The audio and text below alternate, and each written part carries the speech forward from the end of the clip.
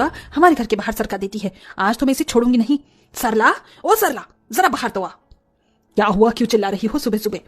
कुत्ते की तुम सीधी हो सकती है, लेकिन तेरी आदत नहीं। हर रोज अपने घर के बाहर का कूड़ा मेरे घर के बाहर सरका देती है। मेरा घर क्या तुझे कोई कूड़ेदान दिखाई देता है? पूछ रही हो या बता रही हो? रुक, तुझे तो मैं अभी बताती हूँ। इतना कहकर सुनीता अपने घर के बाहर पड़ा हुआ सारा कूड़ा झाड़ू से सरला के घर के सामने सरका देती है, जिसे देख सरला, तेरी इतनी हिम्मत! देखो देखो बहनों, कितनी गंदी औरत है ये। अपना सारा कूड़ा सबके सामने मेरे घर के बाहर सरका रही है। ये कूड़ा मेरा नहीं है, तेरा है, समझी? क्यों, इस कूड़े पर क्या मेरा नाम लिखा हुआ है? नाम तो नहीं, लेकिन तेरी शक्ल जरूर मिल रही है इस कूड़े से। आस पड़ोस की इस तूतू मैमे को देखने के लिए पूरे मोहल्ले वाले भीड़ लगाकर खड़े हो जाते हैं कि तभी अपनी अपनी पत्नियों को लड़ता देख मनोज और विजय भी वहां आ जाते हैं। अरे सुनीता, ये तुम क्या कर रही हो? देखो कैसे मोहल्ले वाले देख रहे हैं। चलो अंदर चलो। हाँ सरला, तुम भी अंदर चलो। दूसरों को पता नहीं, लेकिन हमें अपनी इज्जत बड़ी प्यारी है। दूसरों से क्या मतलब है? दूसरों से क्या मतलब है तुम्हारा? हमें क्या शौक है हर रोज लड़ाई करने का? है, तभी तो भाभी जी मेरी पत्नी से रोज लड़ने के लिए आ जाती हैं। इन्हें तो हर रोज कोई ना कोई लड़ने का बहाना चाहिए होता है। कहा मनोज और विजय अपनी अपनी पत्नियों को चुप कराने के लिए आए थे और अब वो दोनों ही लड़ बैठते हैं। दोस्तों, ये है एक बड़े से शहर का छोटा सा मोहल्ला। इस मोहल्ले का नाम शांति मोहल्ला है, लेकिन ये मोहल्ला बिल्कुल भी अपने नाम की तरह नहीं है। आए दिन किसी न किसी पड़ोसी की आपस में हर छोटी छोटी बातों को लेकर तू मैं शुरू हो जाती है, जिसका एक नजारा तो आपने सामने देख लिया। तो आइए इस कहानी में आगे बढ़ते हैं और बाकी पड़ोसियों की तू मैं भी देख लेते हैं। ये साड़ी बहन जी बिल्कुल फ्रेश माल है। इस बार सबसे पहले सीधा आपके मोहल्ले में आया हूँ। वैसे इस बार की साड़ियां हैं तो बड़ी सुंदर भैया। वो जरा गुलाबी वाली साड़ी तो दिखाना। ये लीजिए। अरे वाह, ये तो कितनी सुंदर लग रही है। भैया इसे पैक कर दीजिए। भैया ऐसी ही साड़ी एक मेरे लिए भी पैक कर दीजिए, मुझे भी ये बहुत पसंद आई है। लेकिन बहन जी, ये तो मेरे पास सिर्फ एक ही साड़ी बची है। तो कोई बात नहीं भैया, ये साड़ी आप मुझे दे दीजिए। एक मिनट, ऐसे कैसे दे दीजिए? ये साड़ी पहले मैंने पसंद की थी। पसंद ही तो की थी। कौन सा तुमने इसके पैसे दे दिए थे? भैया चुपचाप से साड़ी मेरे लिए पैक कीजिए और ये रखिए इसके पैसे। खबरदार भैया, जो आपने इससे पैसे लिए, पहले मैंने पसंद की थी तो ये साड़ी तो मैं ही लूंगी। माधवी को जो चीज एक बार पसंद आ जाती है तो वो उसे लेकर ही रहती है। भैया ये साड़ी 200 की है ना, तो मैं आपको इसके 300 देती हूँ। भैया मैं 350 दूंगी। मैं पूरे 500 देती हूँ। मैं पूरे 600 दूंगी।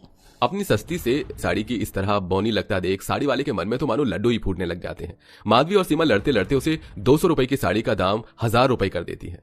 क्यों, अब नहीं बढ़ाओगी साड़ी का दाम? ये लो भैया 1000 रुपए। देखा, ये साड़ी तो मेरी ही हुई। सीमा उस 200 रुपए की साड़ी को 1000 रुपए में खरीद काफी ज्यादा खुश होती है, जिसे देख माधवी सीमा पर हंसने लगती है। तुम्हें क्या हुआ? तुम इस तरह हंस क्यों रही हो?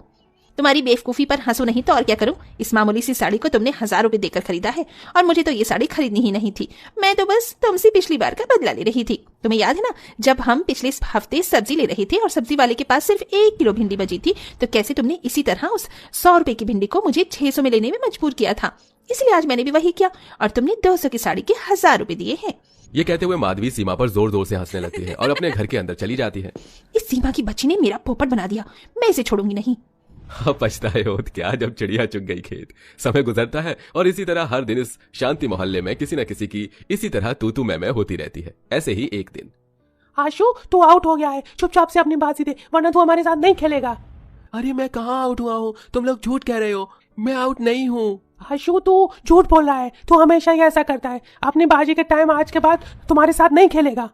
इतना कहकर राजू आशु को धक्का दे देता है, जिससे आशु जमीन पर गिर जाता है और जोर जोर से रोने लगता है। आशु के रोने की आवाज को सुनकर आशु की माँ सुनीता भागती हुई आशु के पास आती है। आशु बेटा, क्या हुआ मेरे बच्चे को? तुम लोग देखकर नहीं खेल सकते क्या? सीमा और सीमा, अपने इस लाडले को समझा ले, वरना किसी दिन मेरे हाथों से पिट पिटा जाएगा।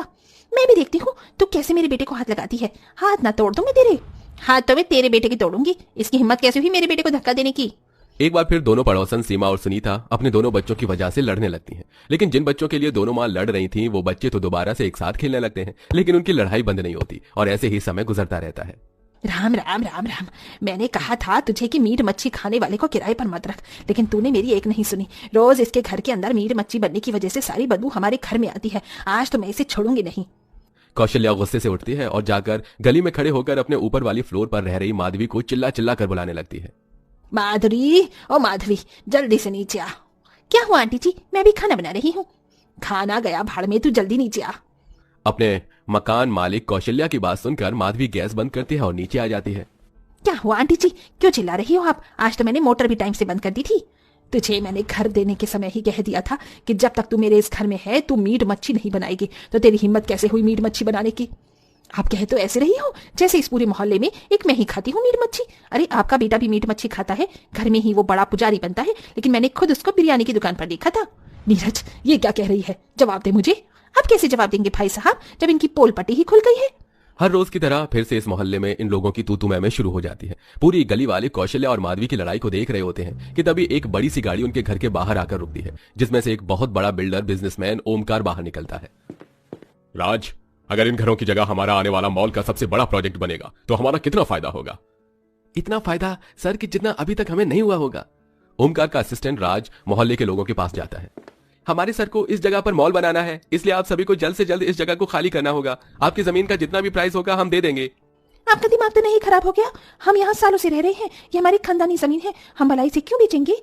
और नहीं तो क्या, हमें नहीं बेचनी अपनी जमीन। देखिए, अगर आप प्यार से मान गए तो ठीक है, वरना फिर हमें आपके साथ जबरदस्ती करनी होगी। राज मोहल्ले वाले को काफी समझाता है, लेकिन कोई भी अपने घर और जमीन को बेचने के लिए तैयार नहीं होता। इसलिए अब राज और ओमकार मिलकर एक बहुत बड़ा बुलडोजर मंगवाते हैं, जिसे देख तुम लोगों ने क्या सोचा कि अगर तुम ये बुलडोजर मंगवाओगे तो हम डर के अपनी जमीन और घर को छोड़कर चले जाएंगे? अगर ये बुलडोजर चलेगा तो हमारी लाश पर से होकर चलेगा।